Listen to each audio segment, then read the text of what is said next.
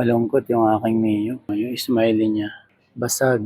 Mating na kasi yung ating order niyan. Natin dyan.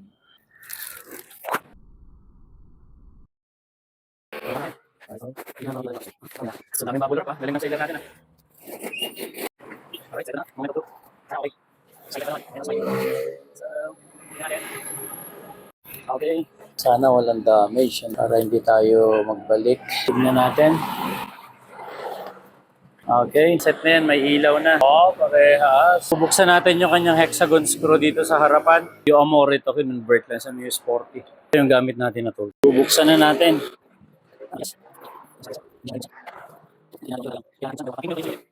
Meron pa siyang 4 na hexagon. First time ko lang kasi mag-open. Ganitong mukha ng Mio. Mga ka-DIYers, kung gusto nyo mga ganitong content, don't forget to like and subscribe. Save nyo tong video na to or you can share it directly sa mga friends ninyo. Alam nyo kakailanganin tong ganito. Nasa harap na tayo para mabaklas natin to. 6 na hexagon, binuksan natin. Hindi siya basta-basta matutungkab. Mga kailangan siyang latch na tanggalin. So ngayon may kailangan tayong tools dyan. Gamitin natin pantungkab. So mga panikwa talaga siya. Bali, isang set kasi itong kinuha ko 8 pieces na marami ka na talagang pantungkab. Try natin tong isang to. Ito yung gagamitin natin pantungkab dito. Kaya natin kung effective. Okay. Alright, so nasilip natin. May dalawa pa pala siya rito ang hexagon screw sa ilalim.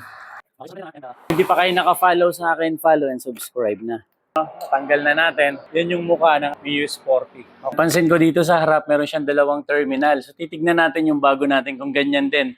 So malalaman natin kung plug and play lang talaga. Napansin natin yung ating bagong ilaw, isang terminal, yung luma, meron siyang 2 terminal. So titignan natin paano natin ipa-plug tong isa lang dito or ililipat natin yung mga wirings papunta dito sa luma. So yan na natin tanggalin to. Makakilos tayo dito sa harap. Okay? So tatry natin kung paano gagawin, kung ililipat na lang natin tong mga ilaw dun sa bago natin para hindi na tayo mahirapan, no? Ganun na lang siguro yung gawin natin kung pwede naman. Ito yung sinasabi ko, instead na pakialaman natin yung wirings, ilipat na lang natin yung mga ilaw papunta dito sa bago. Yun siguro yung the best. Natanggal na natin rings dito sa luma. Try natin ilipat dun sa bago. Pero bago yan, tanggalin ko na muna to para mapalit ko na yung bagong smiley natin.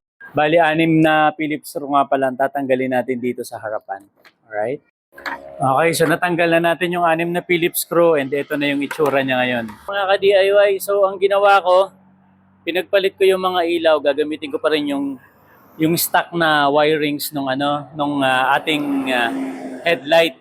So ito yung lumang mga ilaw dito galing sa stock natin dito ko nilagay sa bago na wirings. Hindi natin gagamitin to, gamitin natin yung luma.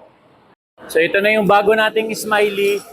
Ilalagay na natin yung wirings ng ating stock na sporty lights.